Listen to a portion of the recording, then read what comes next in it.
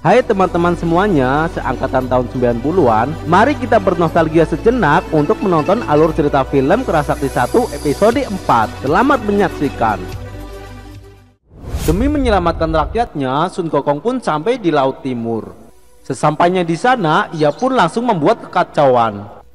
Hingga Raja Naga pun keluar dan marah kepadanya. Kemudian Gokong pun langsung bertanya kepada Raja Naga mengapa air bisa membanjiri tempat tinggalnya. Dan Raja Naga pun menjawab kalau urusan banjir ataupun surut itu adalah urusan langit, bukan urusan seekor kera. Namun Sun Gokong tetap saja tidak ingin hal itu terjadi, apalagi sampai mencelakai rakyatnya, karena itu adalah sebuah tanggung jawab sang raja. Dan perdebatan pun terus berlangsung hingga perkelahian pun terjadi di situ. Karena Sun Gokong sangat sakti, akhirnya mereka semuanya pun kalah. Akhirnya Raja Naga pun buka suara kalau pangkal bencananya itu adalah bukan karena dirinya, namun karena Jarum Sakti Taiyi. Akhirnya Gokong pun diantar ke tempat Jarum Sakti Taiyi berada. Awalnya Gokong tidak percaya karena Jarum Sakti tersebut tidak bergerak. Hingga Raja Naga Laut pun menjelaskan kalau ia emang kadang bergerak dan kadang tidak bergerak, hingga ia pusing dibuatnya.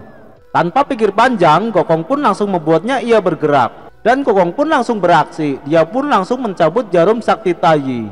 Dengan kesaktiannya, ia pun kuat mengangkat jarum tersebut dan memukulnya hingga ke langit. Dengan mudahnya, Jarum Sakti Taiyi tersebut dibuat mainan oleh Sun Gokong. Setelah Jarum Sakti dilempar jauh oleh Gokong, jarum tersebut pun mengikuti Sun Gokong. Karena kelakuan kera yang suka bermain-main, Jarum Sakti Taiyi pun dibuatnya berbalapan olehnya. Gokong pun tidak mau kalah dengan aksi Jarum Taiyi. Dan Jarum Sakti Taiyi pun akhirnya melawan Sun Gokong. Dan Sun Gokong pun dipukul oleh jarum tersebut hingga dia jatuh ke bumi. Dan Jarum Sakti Taiyi pun terus mengikuti Sun Gokong hingga ke bumi. Kemudian di saat Sun Gokong ingin menghindari Jarum Sakti Taiyi, dan Jarum Sakti Taiyi pun mengetahui gerak-gerik si kera sakti tersebut dan akhirnya tetap mengikutinya. Kemudian Sun Gokong pun dibuat kesal oleh Jarum Sakti Taiyi, dan akhirnya Gokong pun bisa meluapkan kekesalannya terhadap Jarum Sakti Taiyi hingga dibikin bulat-bulat dan ditendang ke langit. Singkat cerita, di saat Sun Gokong sedang tertidur, ternyata Jarum Sakti Taiyi itu masih mengikutinya. Jarum Sakti Taiyi pun tidak mau diam, hingga akhirnya Sun Gokong pun terbangun dan kera lainnya juga ikut terbangun. Dan Gokong pun semakin kesal karena lagi-lagi dirinya yang datang. Gokong pun mencoba bertanya kepada dirinya apakah dia ingin memukul, namun tongkat itu pun bergeleng-geleng seperti layaknya dia menjawab tidak mau memukul. Tanpa basa-basi, Gokong pun bertanya kepadanya.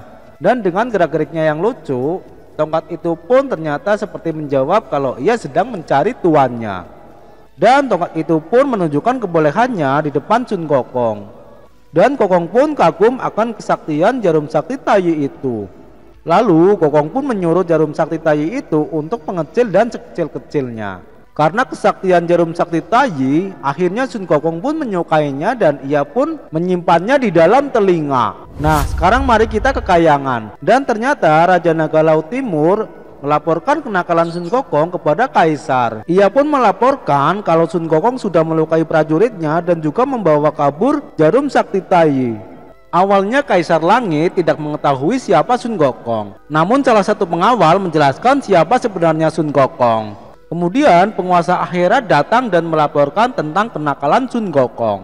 Setelah mendengar laporan penguasa akhirat, raja pun semakin marah kepada Sun Gokong. Kemudian Kaisar Langit pun tidak tinggal diam untuk hal ini. Ia pun langsung menyuruh Dewa Erlang untuk memimpin 100.000 prajurit dan menangkapnya kera sakti di Gunung Wakwo. Kemudian Bintang Mas Taipe juga ingin ikut mengajukan usul. Kaisar Langit pun memberi kesempatan kepada Bintang Mas Taipe untuk memberikan usul. Bintang Mas Taipe pun menjelaskan kalau Sun Gokong sangatlah sakti, dan jika dia diserang dengan 100.000 prajurit, maka akan terjadi pertarungan yang sangat sengit. Bintang Mas Taipe khawatir karena jika terjadi perang akan mencelakai penduduk bumi dan laut. Tidak ingin hal ini terjadi, Bintang Mas Taipe mengusulkan kepada Kaisar Langit agar memberinya ia jabatan kepada Sun Gokong, sehingga Sun Gokong tidak membuat keributan lagi di bumi. Nampaknya Dewa Erlang pun tidak setuju kepada usul bintang Mas Taipei karena siluman kera tersebut sangat sulit untuk dijinakkan. Namun nyatanya Kaisar Langit setuju usul bintang Mas Taipei, dan Kaisar pun bertanya kepada salah satu pengawal apakah ada yang membutuhkan tenaga, dan salah satu pengawal berkata kalau ia sedang membutuhkan tenaga untuk menjadikan pengasuh kuda. Dan Kaisar Langit pun menyuruh bintang Mas Taipei untuk menjemput Sun Gokong untuk memulai pekerjaan barunya. Dan bintang Mas Taipei pun akhirnya ke tempat Sun Gokong. Sesampainya di tempat Sun Gokong, Dewa bintang Mas Taipei pun disambut gembira oleh Sun Gokong dan kera lainnya. Tanpa basa-basi, bintang Mas Taipei pun langsung membujuk Sun Gokong agar mau menjadi pejabat di Kayangan. Mendengar hal ini, nampaknya Sun Gokong sangat senang sekali. Menurut perintah Kaisar, Sun Gokong pun disuruh sujud ketika ia menerimanya. Dan tidak ada masalah bagi Sun Gokong, dan ia pun langsung sujud bersama kera-kera lainnya. Di saat Sun Gokong akan berangkat ke Kayangan, kera lainnya pun juga ingin ikut. Namun bintang Mas Taipei melarangnya agar mereka tidak ikut. Dan akhirnya bintang Mas Taipei berhasil membawa Sun Gokong ke Kaisar. Dan Kaisar pun mulai menjelaskan kalau Sun Gokong diberi jabatan dan seterusnya tinggallah di Kayangan serta jangan membuat keributan lagi. Nampaknya Sun Gokong sepakat akan hal ini, dan Sun Gokong pun bertanya jabatan apa yang akan ia berikan kepadanya. Dan Kaisar Langit pun memberi jabatannya ia sebagai pengawas kuda. Namanya juga Dewa Kera, dan ia pun sangat sembrono di depan Kaisar. Mendapat jabatan sebagai pengasuh kuda, ternyata Sun Gokong sangat bersyukur dan sangat berterima kasih kepada Kaisar. Dan dari sinilah Sun Gokong memulai pekerjaan barunya. Mungkin Sun Gokong pikir Kaisar memandang dirinya. Selama ini Gokong pun belum mengerti kenapa ia diberi jabatan sebagai pengawas kuda. Itu artinya Gokong masih di bawah dewa lain, karena Gokong hanyalah pengawas kuda. Namun dewa-dewa lainnya seperti 8 dewa, seperti Dewa Yelau dan Dewa Dapur, mereka semuanya sangat menyukai Gokong. Terkadang mereka pun juga main bersamanya. Di hadapan Kaisar mereka pun sangat serius, namun selesai pekerjaan mereka juga tetap bermain-main dengan Sun Gokong. Hingga semua dewa yang sedang bermain bersamanya dicoret-coret mukanya. Sekarang mari kita pindah ke istana Yulau. Di sini Dewa Yelau sedang kesulitan akan tugasnya. Namun Sun Gokong mengajaknya untuk berminum minuman arak. Namun Dewa Yelau menolaknya.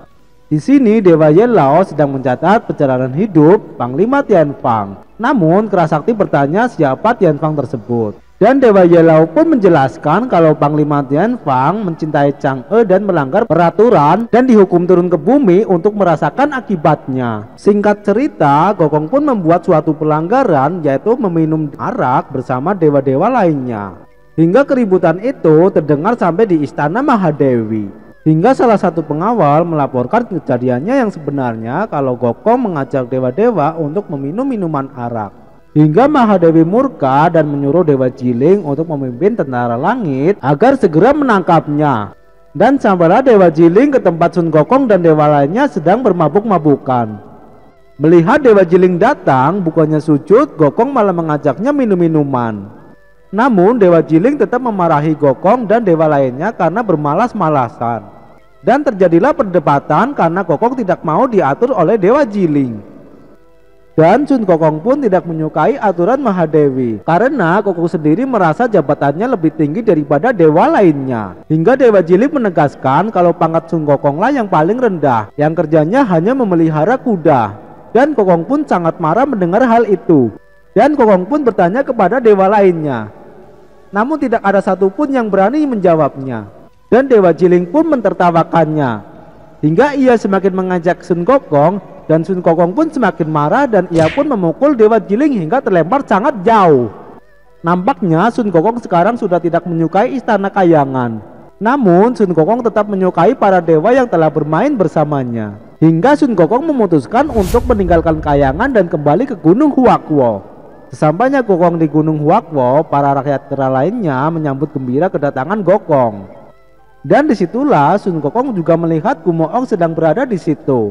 Mereka pun rasanya sangat rindu sekali karena sudah lama tak bertemu. Akhirnya mereka berdua pun berbincang-bincang. Ternyata Gumoong selama ini kagum kepada Sun Gokong karena ia menjadi pejabat di Kayangan. Namun Sun Gokong pun menjelaskan suka dukanya tinggal di Kayangan. Dan ia pun menceritakan kalau di sana dia diberi jabatan sebagai tukang kuda. Mendengar hal itu, Gumoong pun kaget.